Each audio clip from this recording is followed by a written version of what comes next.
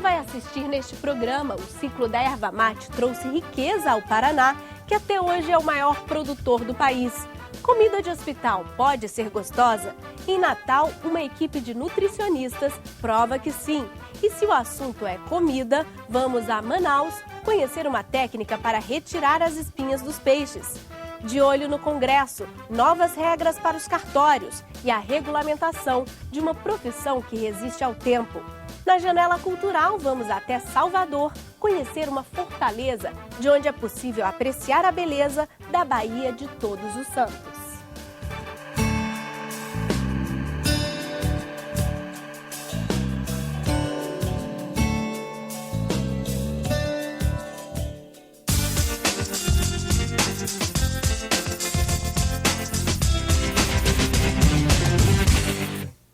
A erva mate é responsável por um dos mais longos e produtivos ciclos econômicos da história paranaense. Até hoje, o estado é o maior produtor nacional. As marcas do progresso trazido pela erva mate são visíveis até hoje. Quem conta essa história é a TV Assembleia do Paraná. Cortar, canchear, organizar em feixes. A erva mate cresce à vontade na região dos Campos Gerais e é responsável pela renda de milhares de famílias, assim como era no princípio. Nossa, parece que o tempo parou por aqui. O meu pai trabalhou 9 anos, por exemplo. Meu avô também. E agora eu com meus primos. Primo e irmão, né? Eles me ensinaram a podar. É facinho. Depois de aprender é fácil. Tem que saber armar a arveira bem para brotar bem, né? Mas o tempo não parou coisa nenhuma. Seu Jorge, que trabalha na fábrica há mais de 20 anos, acompanhou bem a chegada da modernidade. O processo de secagem era tudo diferente, só que era com fumaça, não era vapor.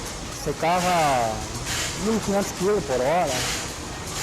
Era bem difícil, porque era sofrido. Hoje está bem mais fácil. Tudo é maquinário, né? Está bem tranquilo agora. Na região de Guarapuava, o beneficiamento da erva é todo mecânico, desde o processo de secagem das folhas até o empacotamento do produto.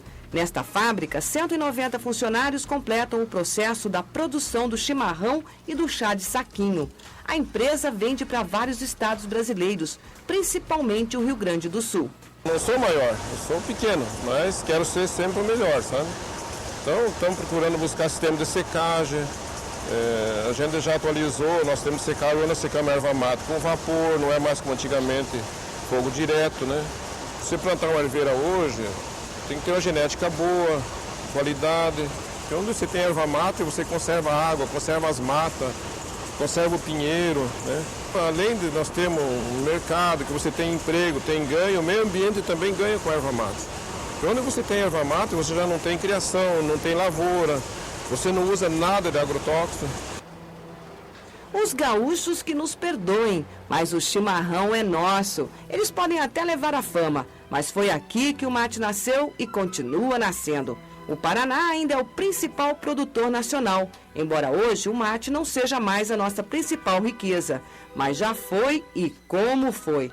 Para entender melhor a origem dessa erva tão preciosa, temos que voltar ao passado.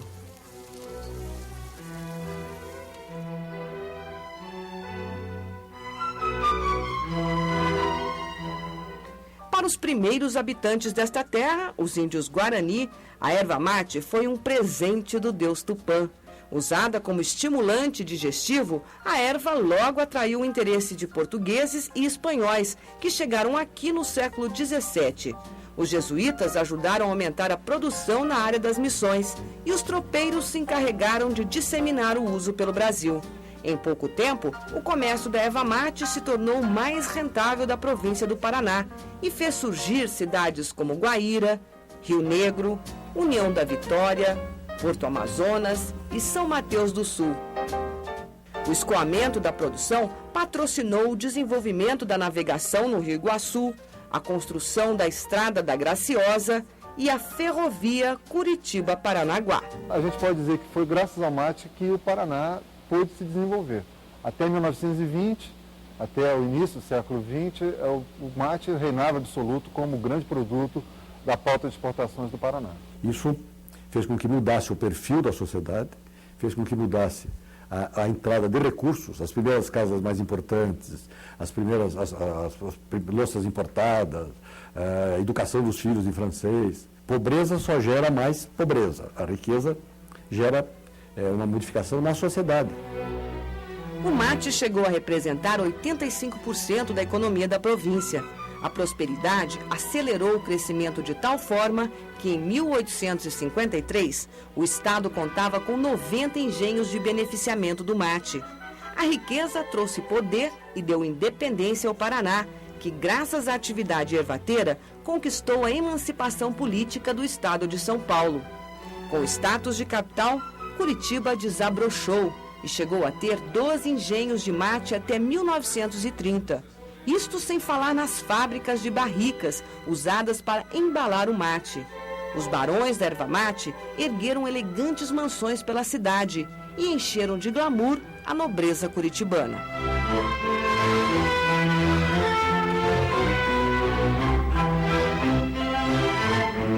De pé até hoje, muitas dessas casas ainda mantêm o charme do passado e ajudam a reforçar o berço da tradição cultural curitibana. Um exemplo é o Palacete da família Leão, no Alto da Glória. O passeio público também foi construído no auge do ciclo do mate. O solar do Barão do Cerro Azul, residência de uma das figuras mais polêmicas da história do Paraná, foi palco de grandes festas, patrocinadas pelo farto dinheiro da erva mate.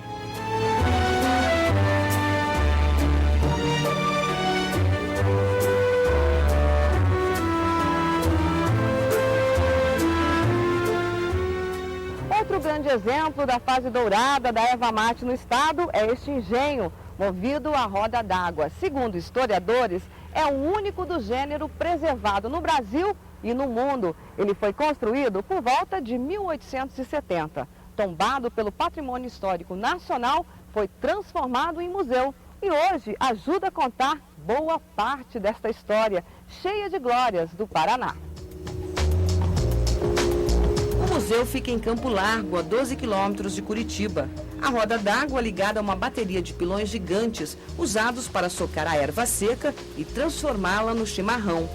No antigo engenho estão expostos os principais utensílios usados na produção, beneficiamento e transporte do mate, como os surrões de couro e a cangalha com bruacas, equipamentos indispensáveis para os tropeiros transportarem as cargas no lombo dos muares. Estão ali até mesmo as plantilhas reforçadas para caminhar pelas estradas no meio da mata. O sapecador mecânico usado para a secagem. Na parede, fotos destacam o período de expansão da erva mate até a consolidação de um dos mais expressivos ciclos econômicos do estado.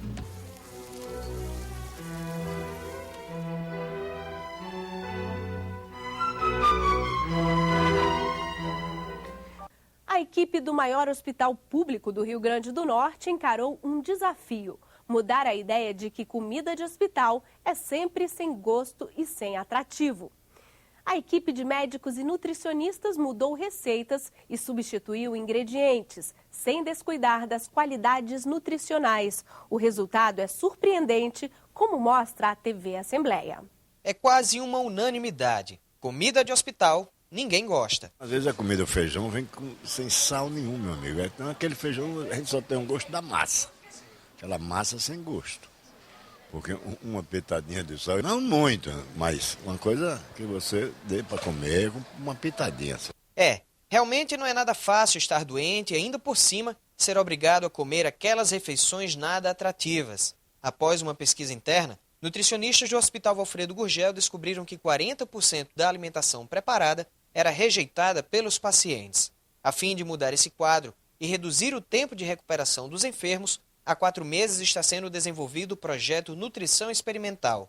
De acordo com a chefe do programa, a ideia é promover a integração entre princípios dietéticos e gastronomia, respeitando as restrições alimentares e a condição nutricional. É uma forma de oferecer ao paciente uma alimentação mais prazerosa, melhorando o paladar, para que evite o desperdício e, consequentemente, esse paciente não venha a ficar desnutrido, por não ingerir a quantidade suficiente que a gente está querendo oferecer a ele na dieta. Ao serem criadas, As receitas primeiro são testadas entre a equipe. Se aprovadas, elas vão para o teste final, o paladar dos pacientes. Os testes eles têm tido uma boa aceitação por parte dos pacientes. Eles ficam felizes com as novas preparações.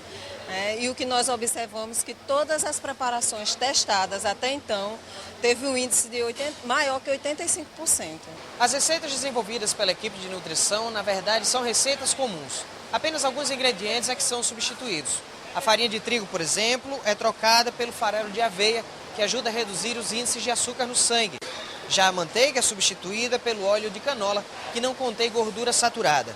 Assim, os pacientes podem receber as mesmas sobremesas, mas com metade das calorias de uma receita comum. Até o momento, já foram elaborados 30 preparos de lanches e sobremesas, mas a proposta é desenvolver para todas as refeições. Posteriormente, será lançado um livro com as receitas criadas pela equipe. E nós também oferecemos para esses pacientes as receitas. Eles levam para casa, para que quando eles possam ter alta, continue fazendo em casa, enriquecendo o seu cardápio. Acompanhamos uma visita a alguns pacientes que vão provar novos sabores: bolo de maçã diet e compota de doces diet. Apesar desse nomezinho diet no final, veja só o que eles disseram. Tá ótimo, ótimo. Muito bom, muito bom. Tá assim, meio cremosinho igual o outro mesmo. Tá aprovado. Opa, da minha parte tá. Tá bom demais, mano. Melhor do que só se for mais 2 vazias dessa. Depois do intervalo, no Senado, uma proposta cria uma tabela de preços máximos para os serviços de cartórios. E a Câmara dos Deputados discute um estatuto para os artesãos. A gente volta já já.